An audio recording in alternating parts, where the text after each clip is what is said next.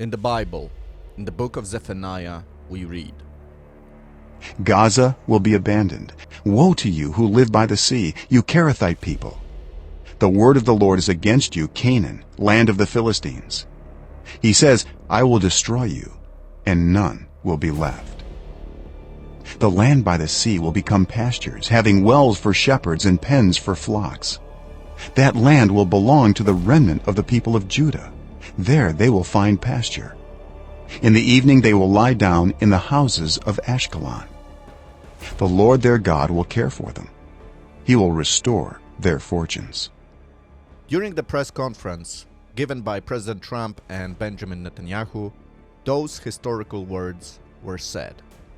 The U.S. will take over the Gaza Strip, and we will do a job with it, too. We'll own it and be responsible for dismantling all of the dangerous unexploded bombs and other weapons on the site, level the site. As expected, the media quickly responded, calling this plan a crazy idea.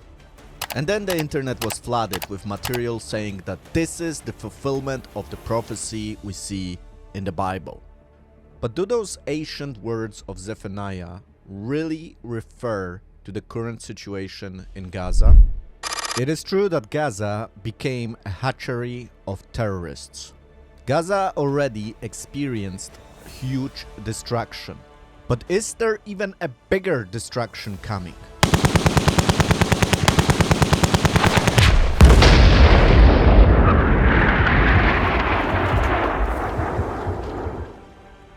So, those are the questions we will answer today, and we will look at the biblical text and try to understand what is it actually speaking about. And I can assure you that the conclusion might surprise you. But before we will do that, make sure to subscribe to the channel, like the video, and hit that bell button. This will help me greatly as a creator. With that out of the way, let's begin our exciting episode. So, before we will analyze the text, we need to understand who the Philistines were and where did they came from. The Jewish people and Christians know the Philistines through the lenses of the Bible.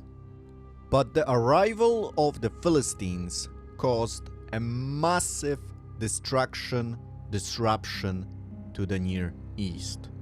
It wasn't just the story we know in the Bible that affected the Jewish people. It was far greater than that. The Philistines were a force to be reckoned with and caused the downfall of the kingdoms of Canaan, but also of the empire such as Egypt. Many people believe that the arrival of the Philistines caused the collapse of the Bronze Era. And old powers and kingdoms, if they were not destroyed, they were significantly reduced in power. That was a game changer, the arrival of the Philistines. The Philistine invasion of the Near East can be compared to the Viking invasion of Europe. Their main intent was to plunder and destroy. However, eventually they found a home in Canaan and established cities such as Ekron, Ashdod, Gath, Ashkelon, and Gaza. Those are the cities we know from the Bible, and this is where Philistia was created. But where did they came from? Well, the most recent studies say that the majority of the Philistines came from the island of Crete.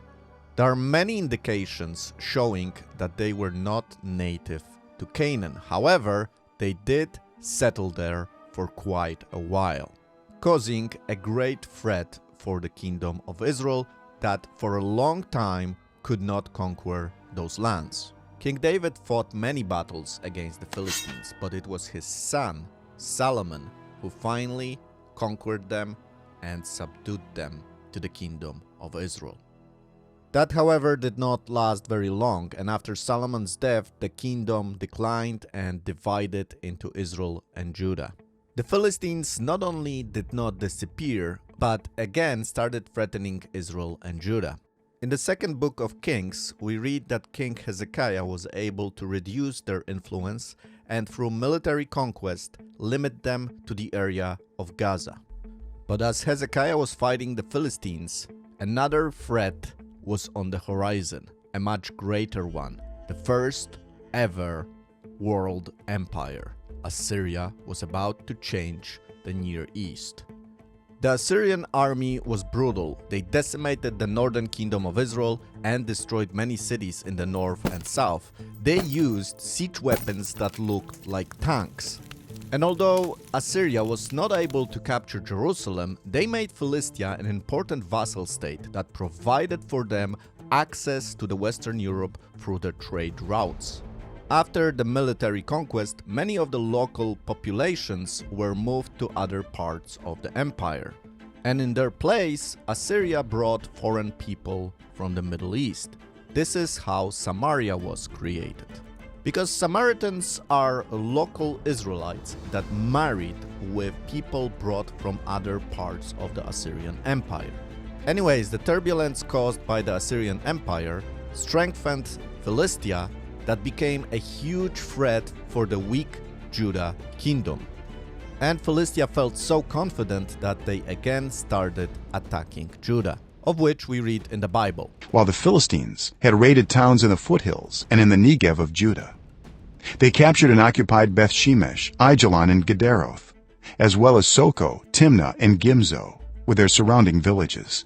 But even before Assyria conquered the Near East, Philistia was warned that they will be punished for their brutal attack on Judah.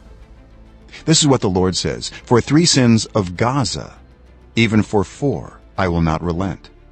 Because she took captive whole communities and sold them to Edom, I will send fire on the walls of Gaza that will consume her fortresses. I will destroy the king of Ashdod and the one who holds the scepter in Ashkelon. I will turn my hand against Ekron, till the last of the Philistines are dead, says the sovereign Lord." Now, this prophecy was not fulfilled when Assyria attacked the Near East.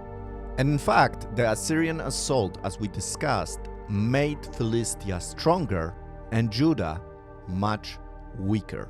The fulfillment of those words came in the form of another world empire that followed Assyria, Babylon.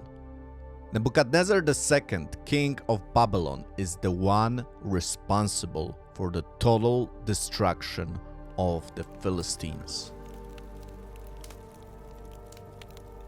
And of course, Babylon was not only fighting Philistia in the Near East, they were also in a fight against the kingdom of Judah, and they are also responsible for the destruction of the southern kingdom of Judah. The cities of Judah were burned to the ground, but this time the cities of Philistia did not escape the judgment. They were destroyed, and this is the end of the kingdom of Philistia. The Babylonian conquest was a great tragedy for the Holy Land. Many cities were laying in ruins for hundreds of years. And what happened to Jerusalem, the capital of Israel? Well, this time it also did not escape the judgment, and it was destroyed in 586 BC. The Jewish people were exiled to Babylonia for 70 years, but they did return after 70 years. When Babylon was defeated by Persia, King Cyrus allowed the Jewish people to return to the Holy Land and establish back the kingdom of Judah. But the Philistines never recovered. As it was said in the Bible, they were defeated, they were killed, and no one Philistine is alive today. So the story of the Philistines begins in the 12th century BC and ends in the 6th century when the Babylonians destroy them, exterminate them forever. Now, I would like to take a moment just to thank everybody who's supporting the channel. Guys, thank you so much. Thanks to you, I can create those videos for you. So I hope you enjoy them, and I hope I can continue as long as I can. Now, if somebody appreciates my work and would like to support my channel, I would highly appreciate that. You know, I spend a lot of time creating those videos. I am a one-man production. I do everything myself.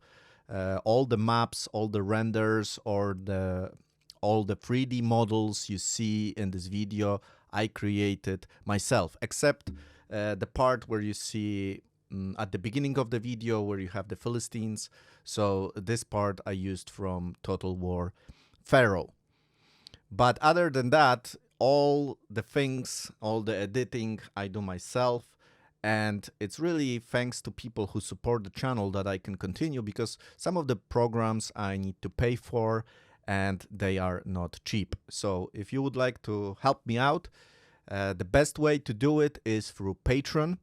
I will leave a link to the Patreon page in the description of this video. So make sure to check it out. I also share extra content on that site. If you become a member, you will have access to extra content. Also, if you want to follow me on the social media, make sure to check out my X and Telegram channel, because I can share there much more than I can on other platforms.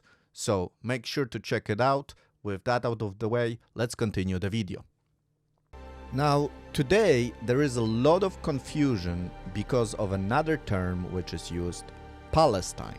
Now, because the name Palestine sounds similar to Philistia or Philistine, people think that there is some kind of connection. But it's a very weak connection. I know Gaza, the Gaza Strip, is located where the ancient city of Gaza, which used to be a Philistine city, they're in the same location, but they're not the same. First of all, the ancient Philistia was a much larger territory, a much larger kingdom than what we have today in the Gaza Strip. Let's just look at the cities. The Gaza city is, of course, in the Gaza Strip. That did not change. This is the biggest city in the Gaza Strip. But the other 4 Philistine cities, so Ashkelon, Ashdod, Ekron, and Gath, are located on the territory of Israel today, so not in the Gaza Strip, and they are not part of the Palestinian Authority. So, if we would draw the territory of ancient Philistia on the map of modern Israel, it would look something like this. A much bigger territory than the Gaza Strip. Okay, but are there any other connections between the name Palestine and Philistia? Well, there are, but they're tricky. It turns out that the term Palestine is very ancient, because it is already used in the 5th century BC by a Greek historian, Herodotus.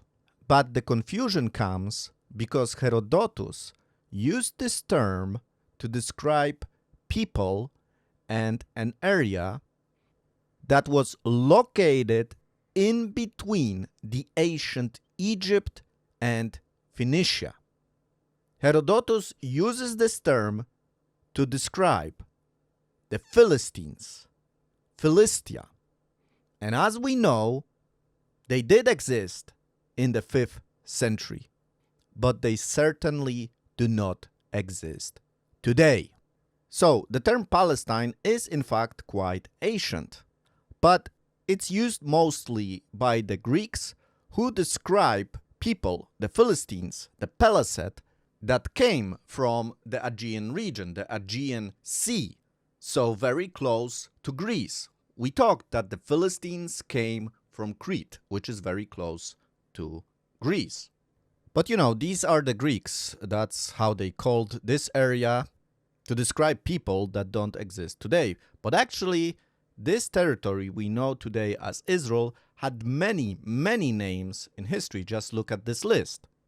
However, it is the name Palestine that got into the mainstream and is a name that functions today. How did it happen? Because it's quite absurd if you think about it. It is describing a territory where people lived that don't exist today. So how did it happen? Well, to answer this question, we gotta go back to the Roman Empire. So up to 132 AD, this region, so the territory where today we have Israel, was known in the Roman Empire as Judea because the Jews lived there, so it's called Judea. And at that time, Jerusalem was controlled by the Romans that took control of the city after the first Jewish revolt. And because the Romans started building pagan temples on the Temple Mount, the Jews rebelled again. The Jews attacked the Roman legion in Jerusalem, which sparked another revolution, the Bar Kokhba Revolution. The Romans obviously were not happy about that. They turned the city into rubble and then renamed the city from Jerusalem to Aila Capitolina. The whole second revolution, the Bar Kokhba Revolution, was a real catastrophe for the Jewish people. Historians claim that over 500,000 Jews were murdered during these scary, scary times. But one of the most significant changes geopolitically was the name change from Judea to Syria, Palestina.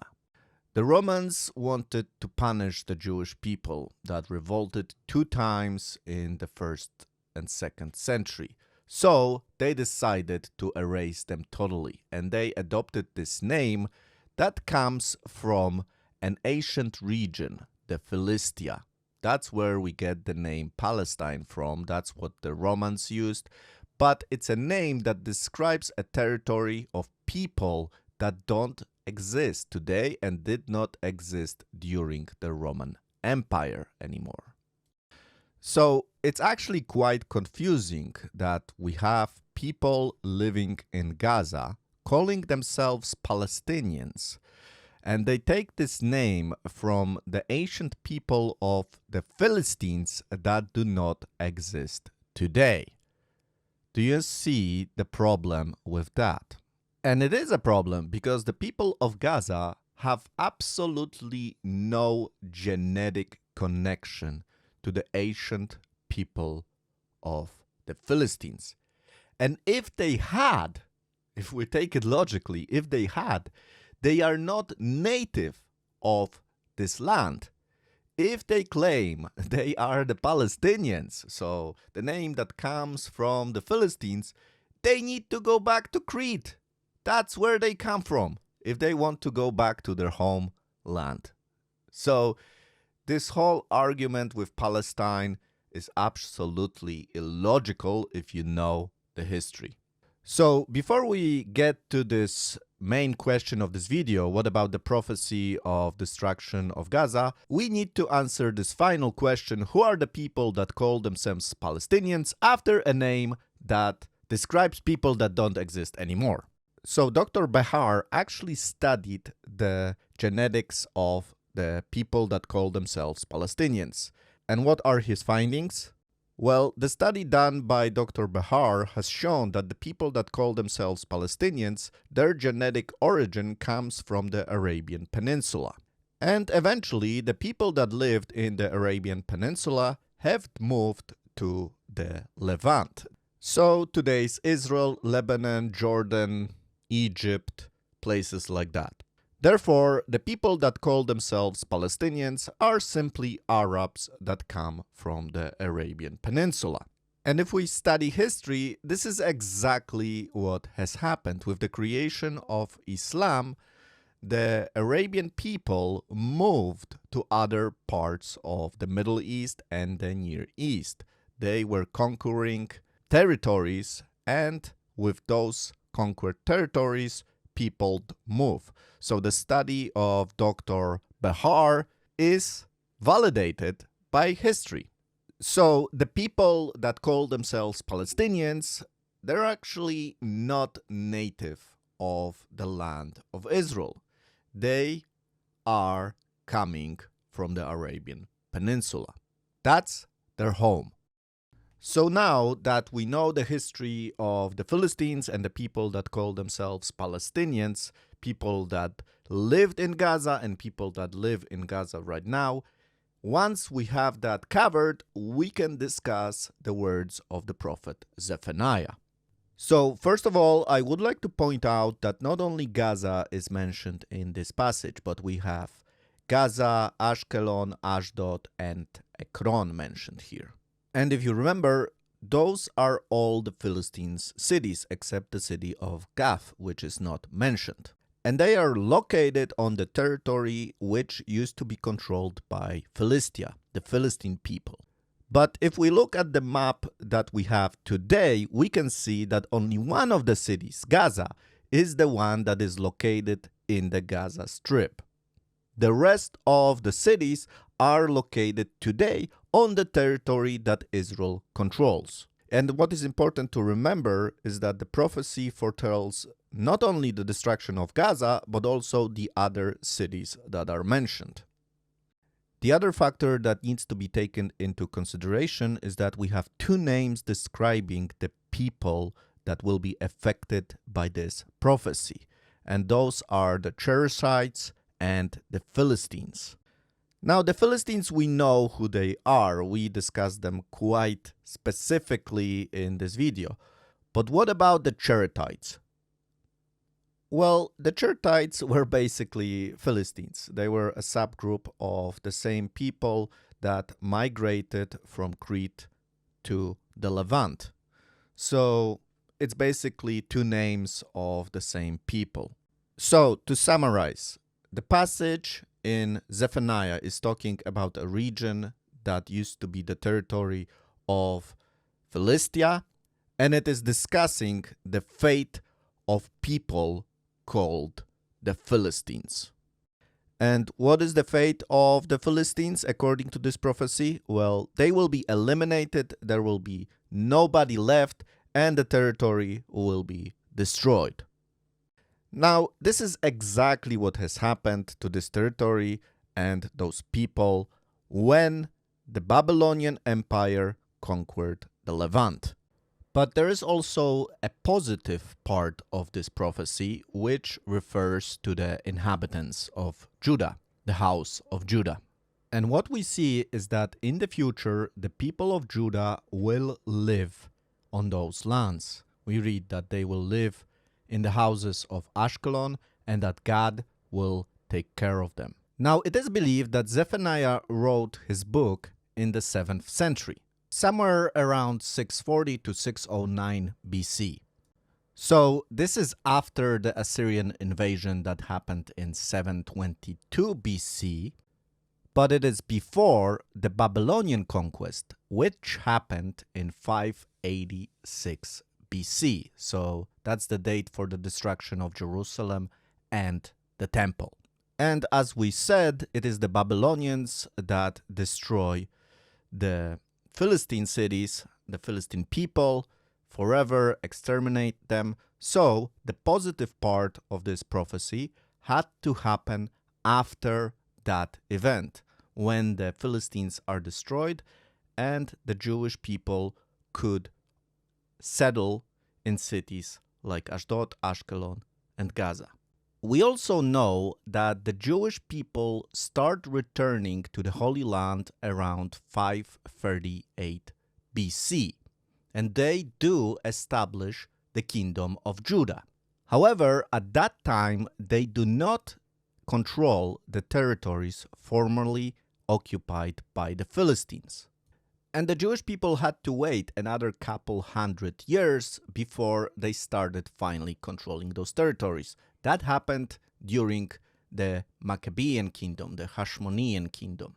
And the Hashmonean dynasty lasted from 140 BC to 37 BC, so not a very long time. But this was the time that the people of Judah started controlling for the first time the territories formerly controlled by the Philistines. So, does the Bible prophesy the destruction of Gaza? Yes, it does. It does prophesy the destruction of Gaza, Ashkelon, Ashdod, Ekron, and all the territories that the Philistines controlled. That prophecy was fulfilled when Nebuchadnezzar II conquered the Levant and totally annihilated the Philistines. And there was a time in history when the Jewish people, the Judaites, started controlling the former territories of the Philistines. So the positive part of this prophecy was also at some point realized. So, is it safe to say that the prophecy has nothing to do with current events? Well, not exactly, you see, because the people of Gaza inherited the spirit of the Philistines. And although they are not related genetically to the Philistines, they are different people, they are connected spiritually, and they're attacking the chosen nation of Israel.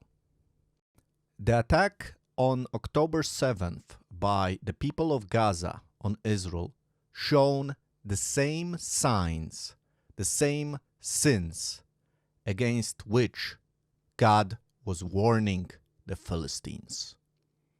And the great destruction of Gaza we saw in recent days is not a coincidence. People of Gaza often said that they want to exterminate the Jewish people, but God will not allow it. There is the time of grace, there is a time to repent, but there is also a time for judgment. And God may even use a foreign entity, for example, like America, to have his judgment done on the enemies of Israel, as Babylon punished the Philistines. Thank you so much for your attention. I hope you enjoyed this episode. I hope you were able to learn something new. As always, thank you again for all the support you're giving me for this channel. I truly appreciate it. Please give a like to this video if you liked it, subscribe to the channel, and hit that bell button. And I will see you in the next episode. Shalom.